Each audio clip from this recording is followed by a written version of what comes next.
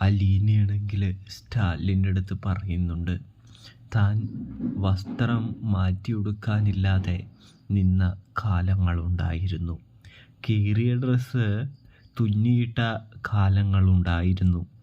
അപ്പയൊന്നും തനിക്ക് പുതിയ ഡ്രസ്സ് വാങ്ങിത്തരാനോ സ്നേഹം തരാനോ ആരും ഉണ്ടായിരുന്നില്ല. അത് അങ്ങനെ തന്നെ മതി എന്ന് പറയുകയാണ്. തനിക്കും അതോട് തന്നെയാണ് താല്പര്യമെന്ന് പറയുകയാണ്. മോളെ, ഈ അച്ഛൻ്റെ അവസ്ഥ നീയൊന്ന് മനസ്സിലാക്കണം.